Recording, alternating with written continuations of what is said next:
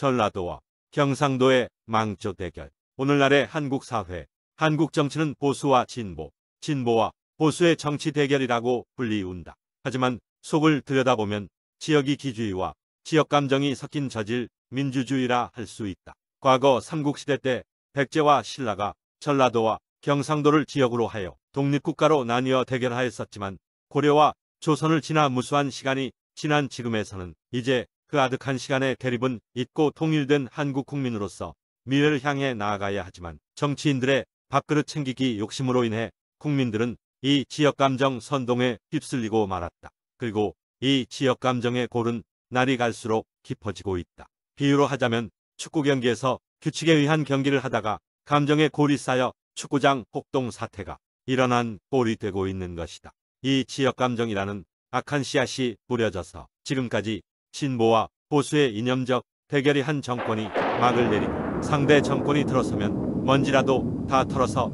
감방에 보내려고 하는 사생결단의 대결 양상을 보인다.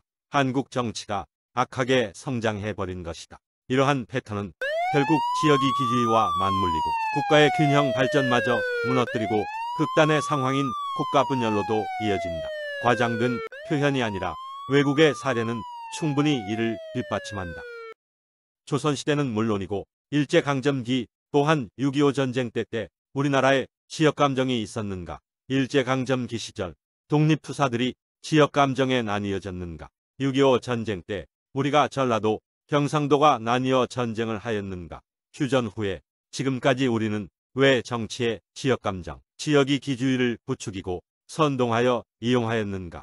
김구 선생 같은 큰 정치인이 없고 큰 도량의 정치인을 밀어준 국민이 없었기 때문이다. 자기 밥그릇에 눈이 빨개어졌고 국민들이 밥그릇을 흔드는 정치인에 달려가 표를 주었기 때문이다. 정치인들을 통렬히 반성하고 사죄하여야 하며 세금으로 배를 채운 죄를 회개하며 그 행동으로 전 재산을 국민들에게 다시 헌납하기를 촉구한다. 그렇다면 이제부터 6.25 전쟁 후 지금까지의 대통령 선거를 통해 정치 세력들이 어떤 방식으로 선거운동을 하였고 그 당시 그들의 대표적 발언은 무엇이며 그 당시의 승자는 누구이며 그 대통령의 말로는 어떠하며 한국의 미래와 이 문제의 해결책을 제시하여 보겠다. 1차 박정희와 윤보선의 대결.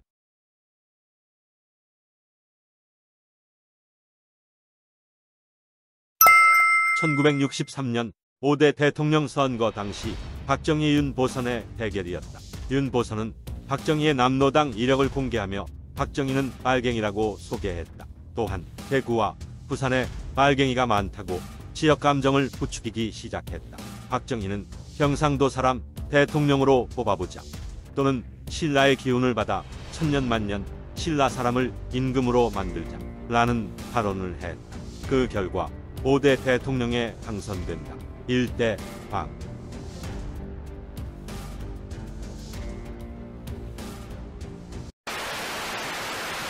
1964년 호남 소외론이 등장했는데 바로 박정희의 5개년 계획으로 부산을 중심으로 한 경공업 발전이 농업 중심의 호남을 소외시킨다는 논리였다.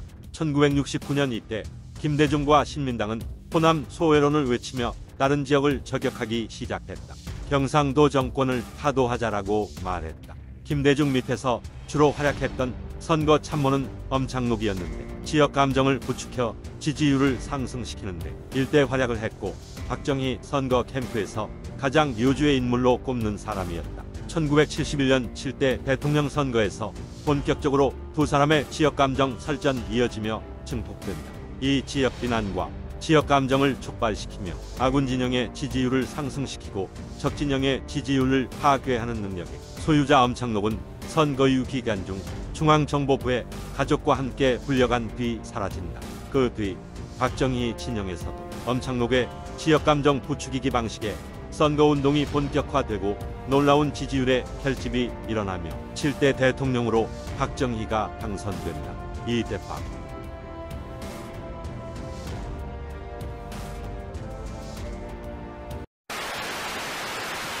나중에 여소야대 전국에서 노태우가 선거 승리의 지혜를 얻고자 엄창록을 찾아가 개안을 얻었다고 한다. 여기까지의 지역감정은 그나마 룰을 지키는 축구 경기라고 봐줄 수 있었다. 하지만 이제 이후의 사건들로 인해 지역 감정의 수준은 증오를 품은 경기장 폭동 사태로 비유해도 좋을 것이다. 부마 사태 등 독재에 항거하는 국민이 늘어가는 가운데 1979년 12.16 사태로 박정희가 암살된다. 국가재건의 주역이자 한국 독재자의 상징 박정희의 죽음으로 경상도 사람들은 자존심에 상처가 났을 것이다. 다시 박정희의 군사정권의 계보를 이으려는 전두환의 신군부가 권력을 잡으며 이를 극렬히 거부한 5.18 광주민주화 항쟁이 일어났고 또한 이를 강제 진압하며 대규모 유혈 사태가 일어났다. 이때 투입된 공수부대의 출신 지역이 경상도 출신이 많다는 소문도 돌았다. 이를 통해 지역 감정은 경상도 정권이 전라도 민중을 유혈 탄압한다라는 양상으로 전개되었다. 또한 5.18 민주화 운동은 중도 성향의 국민에게도 많은 영향을 주 경상도 정권을 부정적으로 보는 성향이 강하게 일어났다. 1990년 3당 합당으로 여대야소였던 전국이 2020년대 5대5 혹은 약간 진보 성향 우세의 선거 결과를 보인다는 것은 바로 이런 독재 군사정권과 연합한 경상도 정권을 국민들이 부정적으로 본다는 것을 반증한다. 이후 전두환은 11대, 12대 대통령이 된다.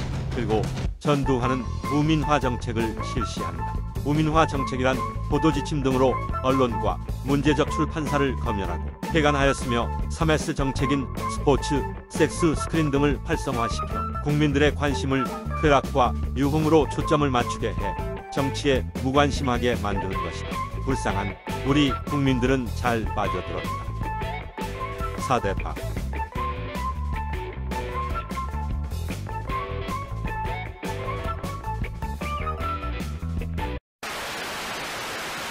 퇴임 후 전두환 조명 반란 수괴, 내란 수괴 상관 살해, 초병 살해, 내란 목적 살인, 뇌물 수수 등으로 수감 후 선고형 무기징역, 추징금 2,205억 원. 이후 김영삼 대통령 특별 사면으로 석방된다.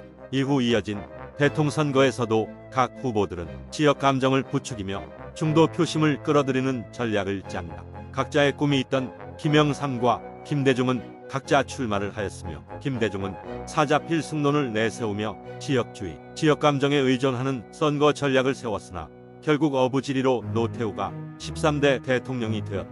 여기서도 삼 김씨는 자기 지역의 자존심과 자기 세력의 이권을 부리치지 못하고 단일화에 실패하고 군부 세력의 정권 연장을 시켜주었다.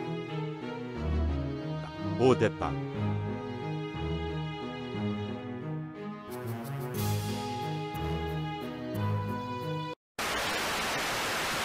퇴임 후 노태우 조명 반란 중요 업무 종사, 내란 중요 업무 종사, 상관 살해, 초병 살해, 뇌물 수수 등으로 수감 후 선고형, 징역 17년, 추징금 2,628억 9,600만 원. 이후 김영삼 대통령이 1997년 12월 별사면으로 이 두 사람을 석방했는데 석방 이유가 지역감정 해소 및 국민 대화합을 위한 것이라고 했다. 하하, 그 뒤로 과연 국민 대화합이 이루어졌는가? 1990년 대한민국 역사상 최초이며 세계에도 유례가 없을 일이 발생했다. 즉 사생결단하듯 대치를 하는 여당 야당이 합당을 하여 하루아침에 여소야 대국면을 여대야소로 국면으로 바꾼 3당 합당 사건이 발생한다. 이 사건을 보고 많은 국민들이 대정치에 심한 회의감을 느꼈다. 국민들이 만들어준 여소야대를 몇몇 리더가 여대야소를 하루아침에 만들어버린 것이다. 3당 합당 후 경상도 출신 노태우와 역시 동향 출신 김영삼이 있고 여기다 충청도의 김종필이 연합한 대통령 선거는 지역 출신을 밀어주려는 국민들의 발상과 지역 감정이 연합되어 가볍게 김영삼이 14대 대통령에 당선된다. 6대빵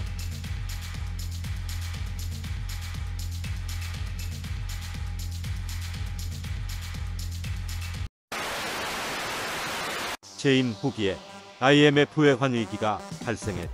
김영삼은 경제무능 대통령, 국가부도 대통령으로 낙인 찍히게 된다. 그 후 자신이 노태우, 김영삼에게 이용당했다는 생각을 한 김종필은 당을 탈당하고 자밀련을 세워 충청도의 맹주임을 다시 각인시킨다. 또한 1995년 김종필의 충청도 핫바지론이 등장하는데 이는 경상도 사람이 충정도 사람을 의견도 줏대도 없는 아무렇게나 대해도 되는 사람들로 본다는 의미로 김종필의 지역감정에 기대어 지지율을 결집시키려는 의도로 내뱉은 말이었다. 임기를 마친 김영삼은 국가부도라는 엄청난 과오를 지닌 채 물러나지만 여당을 지지하는 국민들은 지역주의에 심취되어 아직도 막강하게 여당을 지지하고 있었다. 결국 김종필은 김대중과 뜻을 합하여 김대중이 간신히 15대 대통령에 당선된다.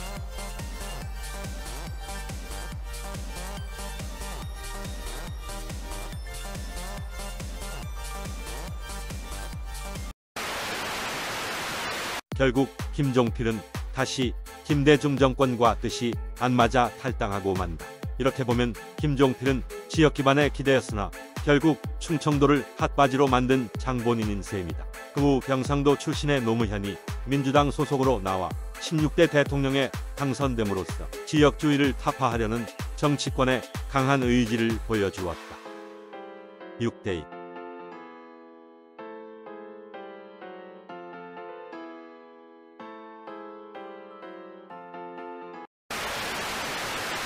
노무현은 퇴임 후 검찰 조사를 받던 중 봉하마을에서 투신 서거한다. 그 후 경상도의 이명박이 17대 대통령 당선 7대2 이명박 횡령 뇌물 정치자금법 위반으로 징역 17년 구형 벌금 130억 원 추징금 57억 원 판결 윤석열 대통령 특별 사면으로 석방 사면 이후 국민통합이 이루어졌습니까? 그 후 경상도의 박근혜가 18대 대통령 당선 8대2 박근혜 5년 임기 못 채우고 탄핵되고 뇌물수수 국정화 특활비 상납 총선 개입으로 22년 구형 문재인 특별 사면으로 석방 사면 이후 국민통합이 이루어졌습니까? 그 후 경상도의 문재인이 19대 대통령에 당선 8대4 그 후 마땅한 대권 후보가 없는 국민의힘당은 할 수 없이 충청도 출신의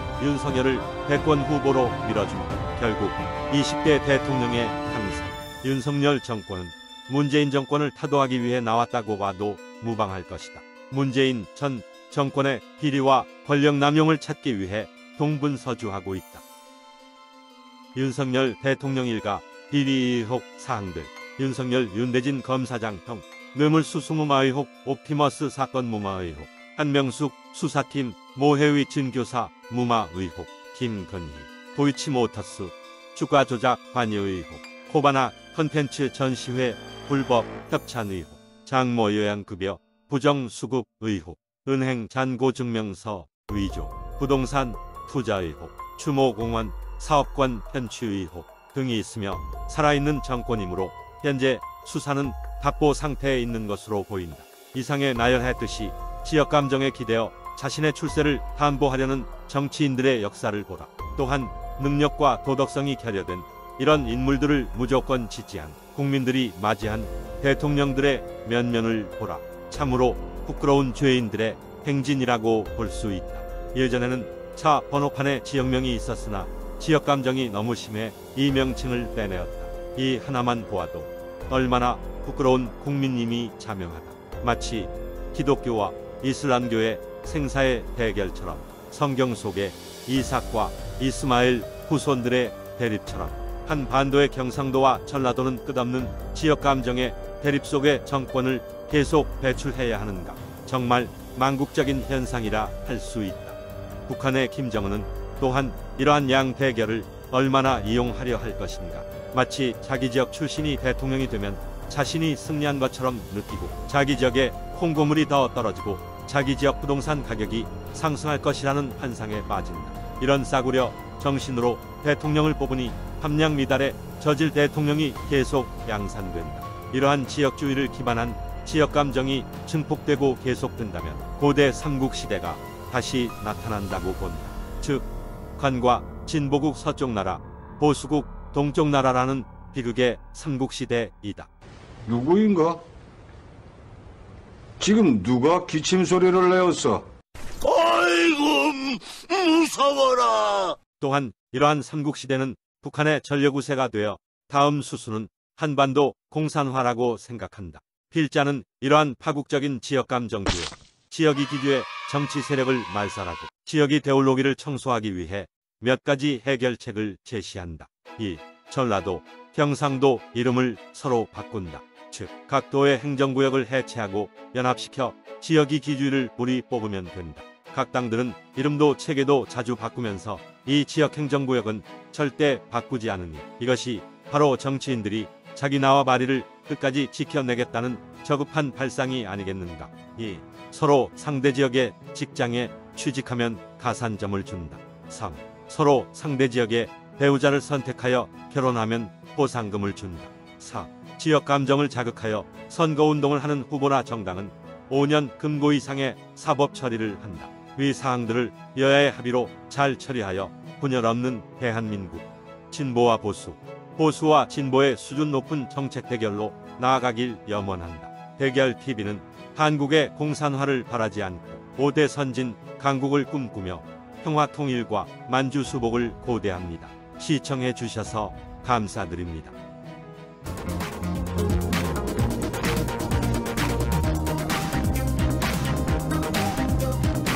대결TV 구독, 좋아요,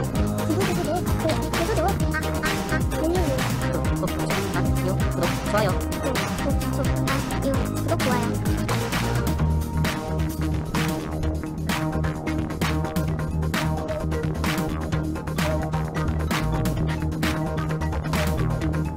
구독과 좋아요, 알림 설정은 불쌍한 거지 유튜버를 살립니다.